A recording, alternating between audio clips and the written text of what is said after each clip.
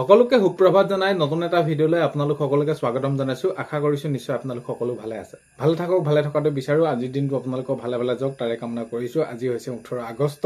18 আগষ্ট ৰাতিপুৱা খবৰকেইটা আপোনালোকে চাই আপোনালোকৰ মন্তব্য কমেণ্টৰ জৰিয়তে জনাবলৈ নাপাহৰিব। আৰু এইখিনিতে সদায় কোৱাৰ দৰে চেনেলটোলৈ আপোনালোক যিসকল নতুনকৈ আহিছে চেনেলটো ছাবস্ক্ৰাইব কৰাৰ লগতে কাষতে থকা বেল আইকনটো প্ৰেছ কৰি অল কৰি থব, যাতে নতুন এটা ভিডিঅ' দিয়াৰ লগে লগে আপোনালোকে আগতীয়াকৈ চাবলৈ পায়। যদি ভিডিঅ'টো চাই ভাল পায় লাইক এটা কৰি দিব আৰু শ্বেয়াৰ কৰি দিব বুলি আশা কৰিলোঁ।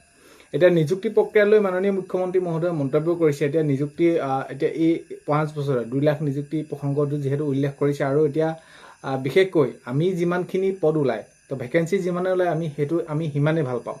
তো এই ক্ষেত্ৰত এতিয়া মুখ্যমন্ত্ৰী মহোদয়ে এইটোৱে কৈছে যে 5 বছৰততো এই 2 লাখ আমি নিযুক্তি দিমেই। কথাটো হ'ল কি, এতিয়া আমি যিসমূহ প্ৰতিশ্ৰুতি দিছিলোঁ যে এই 26 চনৰ ভিতৰতে আমি বিজ্ঞাপন মুকলি কৰি দিম, সেয়া লাগে স্বাস্থ্য বিভাগই হওক, শিক্ষা বিভাগই হওক, ADRই হওক, যি নহওক, আৰক্ষী বিভাগই হওক।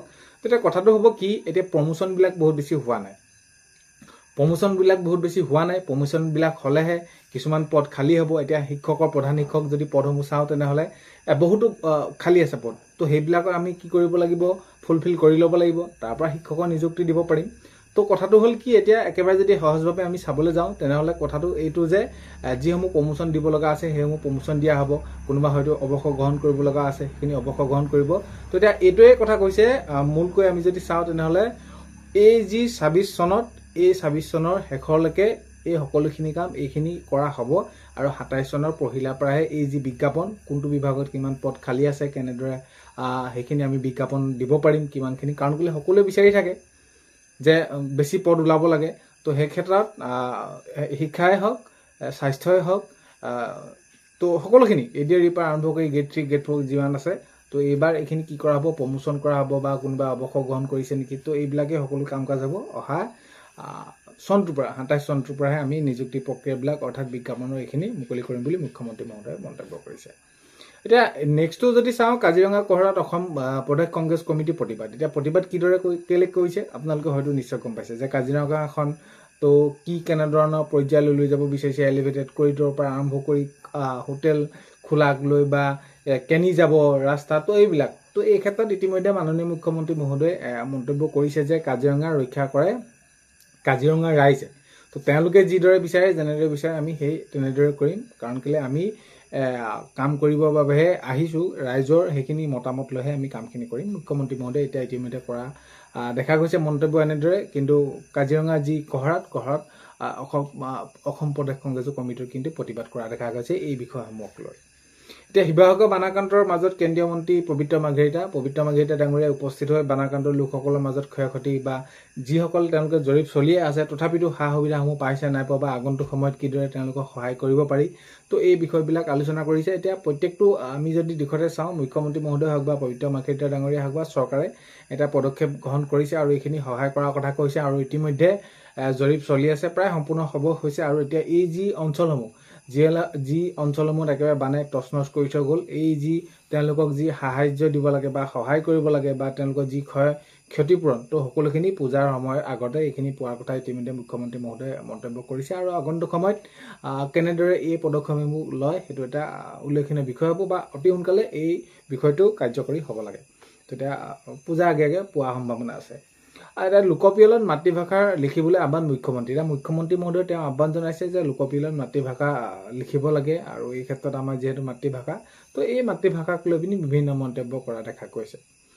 আৰু নেক্সট খবৰ যদি চাওঁ, কৃষিখণ্ডত জড়িত শিক্ষিত নিবনুৱা যুৱক যুৱতীয়ে এই বছৰৰ পৰা আগবঢ়োৱা হ'ব মুখ্যমন্ত্ৰী কৃষক উৎকৰ্ষ বঁটা।